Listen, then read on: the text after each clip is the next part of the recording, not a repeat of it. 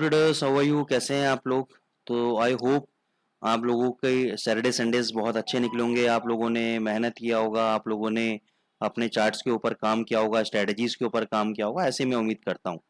तो आइए आज हम एनालिसिस करते हैं फॉरेक्स मार्केट का और यूरो यूएसडी का। आज हम दो तरीके से एनालिसिस करेंगे। एक मैं आपको इंपॉर्टेंट प्राइस एक्शन बताऊंगा और दूसरा मैं आपको इंस्टीट्यूशनल के बेसिस पे बताऊंगा कि उनकी पोजीशंस कहाँ पर है। तो सबसे पहले मैं आपको यूरो यूएसडी का देखो, ये कैंडल देखो, इसको बोलते हैं mother candle. After a sustain down trend, अगर एक अच्छा खासा डाउन ट्रेंड आपको देखने को मिलता है तो इस डाउन ट्रेंड के अंदर अगर आपको मल्टीपल कैंडल्स की बॉडी अगर आपको इस मदर कैंडल के हाई और लो के अंदर मिलती है तो इसका मतलब यहां से एक बहुत अच्छा रिवर्सल आ सकता है, प्रोबेबिलिटी है।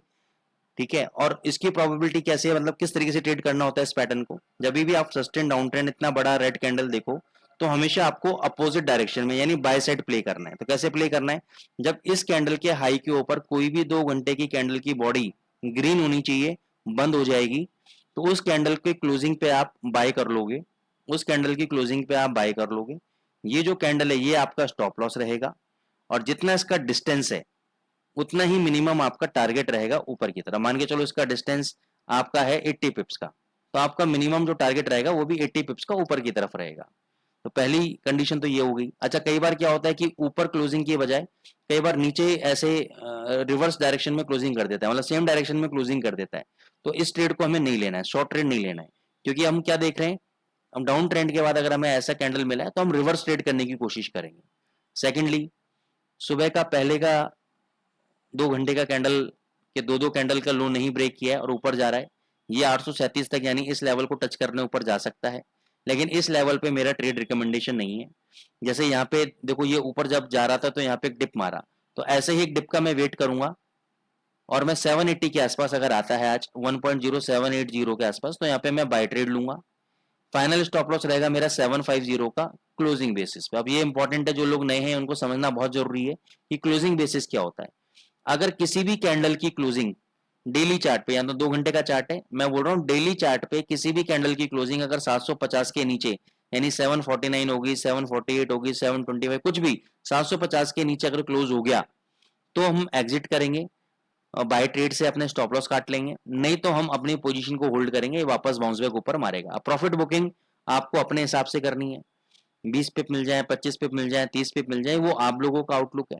अगर आपको यहाँ पे सीखना है कि कैसे टेक प्रॉफिट लगाना है, कितने पिप का टारगेट लेना है, कैसे एंट्रीज लेनी है, एग्जिट लेनी है, स्ट्रेटेजीज पे कैसे काम करना है, तो हमारा ऑलरेडी एनरोलमेंट चल रहा है बेसिक से लेके एडवांस लेवल तक फॉरेक्स मार्केट के बारे में, जहाँ पे मैं आपको फॉरेक्स मार्केट की इतनी गहराई वाली बातें बताऊंगा, स्ट्रेटेजीज बताऊंगा, साइकोलॉजी बताऊंगा, risk management, money management, strategies, positional, scalping, सब बताऊंगा मैं आपको।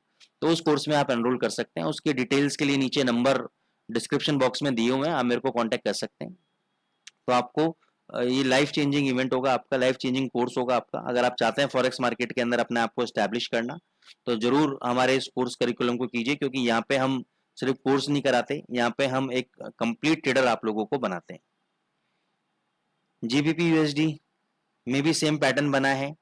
तो इसमें भी अगर ऊपर की तरफ क्लोजिंग देता है 2655 के ऊपर, या अगर यहाँ क्लोजिंग देता है तो ही हम बाय करेंगे, अदरवाइज हम कोई भी ट्रेड नहीं लेंगे।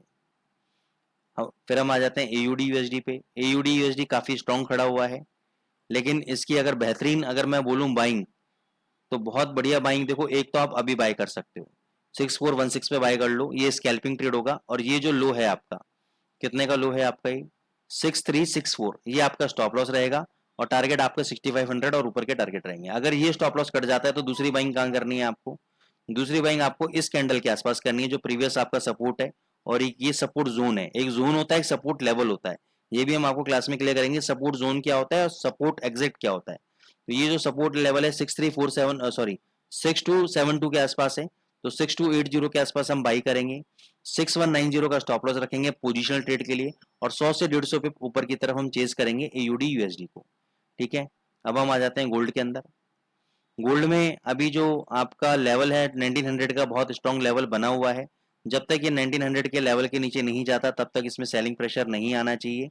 ठीक है, लेकिन अभी मार्केट साइडवेज है, ना तो ऊपर का तरफ कोई डायरेक्शन है, ना ही नीचे की तरफ डायरेक्शन है। ऊपर की तरफ 1925 से लेकर 1930 के बीच में आपका सेलिंग जोन है। ठीक है ना, यहाँ पे आता है आप सेलिंग करो। ठीक है।